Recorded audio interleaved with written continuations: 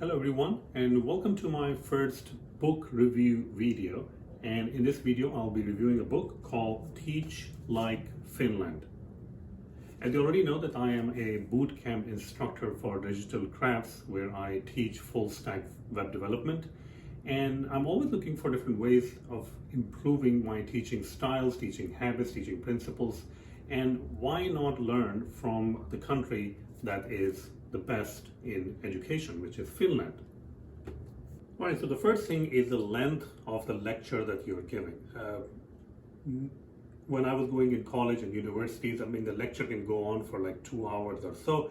Even in different boot camps, if you go and attend a boot camp, the lecture can go for like 4 or 5 hours. So that's not the right way of doing things. There is a certain mental capacity every person has, and nobody can sit for a lecture for 3 to 4 hours without any break. So the first lesson is small lectures, and every 45 minutes you should take at least 10 to 15 minute break. So then in this break you should step away from the computer, your students should step away from the computer, maybe they should go in the game room, maybe play some games, go outside, have a walk, things like that, kind of like recharge their brain. Now another thing to note is that if you are going to give 2-hour lecture, even with the breaks, make sure that you are having ample amount of time. Let's say after 15 minutes of lecture, 10 minutes or so, or after 20 minutes of lecture, let's say 10 minutes for some sort of activity. So if you are teaching something, let's say Node or Express or iOS development, delegates or something, instead of going for 2 hours, you should stop after 15-20 minutes for that section and then do some small activity. The main point of an activity is to reinforce the learning. So if I'm learning about for loops or while loops, I can hear the lecture and I can consume some information, but that does not replace that I can go ahead and actually program it myself. So that is extremely important, and one of the principles that in the book they're mentioning is break down your lectures into 15-20 minute segments with a 10-minute for activity, and make sure that you take a break of 10 to 15 minutes every 45 minutes, or your brain is literally going to just give up at that point because it will be so tired of just hearing. All right, so that's the first principle. Now another thing that I learned from this book is it's always a good idea to also ask the students, hey, what do you want to build? So if I teach bootcamp for iOS development, maybe on the first or the second week, I can ask the students that, hey, what are your passions? Why are you here in the bootcamp? What do you want to learn? What do you want to build?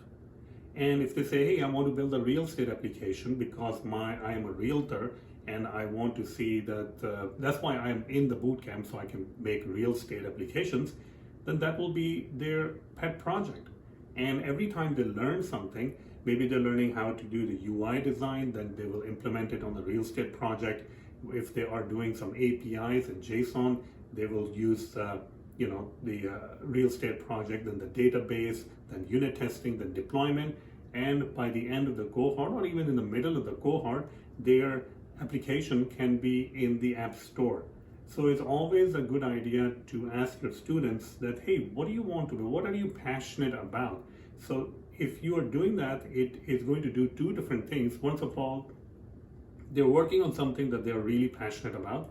And the second thing is that they are applying all the new skills that they're learning during the cohort onto their existing project. So they're kind of also working on a legacy project. Now, one of the questions that you may ask is that, okay, if they are just doing one project or 2 projects in the whole cohort as their pet project, wouldn't that kind of eliminate the need for repetition? And that's the beauty of activities. Activities are there every 15 minutes. You can do a 10-minute activity, are there to enforce repetition. So if a person has to do a Git repository every single time, then activities are the main source for that. And the project can be looked at a much bigger scale for something that they are passionate about. Now, whether you are at school or a teacher in a university or a school or a boot camp, there must be some other teachers around you also. So the another thing that I learned from this Teach Like Finland book is that teachers can learn from other teachers. So you should have set amount of time every week to meet with your fellow teachers and learn about the principles, learn about the practices and the techniques that they are using. And maybe you can employ some of those techniques into your own learnings or own teachings. So this is another really good point that is made in this book, is that knowledge or teaching is not really a one-way street. I mean, you are always sharing and learning on the go also. So you're not teaching all the time, you're also learning and teaching, learning from others and teaching those principles to others. So really good information in this book if you want to check it out. And the final thing is getting to know your students personally. I know that there is a boundary between some sort of line between a instructor and a student, but if you're teaching, try your best to also find out what your student likes to do when they're off, kind of like to know them personally.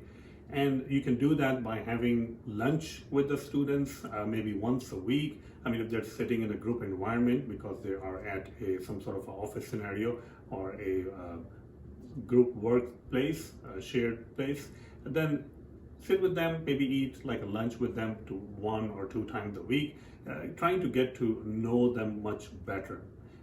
This will encourage the students to kind of also open up that if they're having some difficulties. And this is something that is really good. I mean, this is something that I'm also learning from this book, because I am a little bit more restrictive, I would say.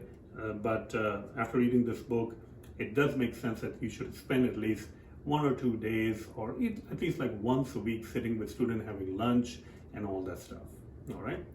So if you are interested in teaching, if you teach in any capacity, whether you are teaching in a school or a university or at a boot camp, I highly recommend this book, because I believe that the only way to get better in anything is to learn from people who are much better than you. And Finland is much better in education than United States of America. So there are a lot of things that we can learn from their system, how they are teaching, and then employ in our system to make our system better. So I really hope that you have enjoyed this review, and I will be reviewing another book in the coming weeks.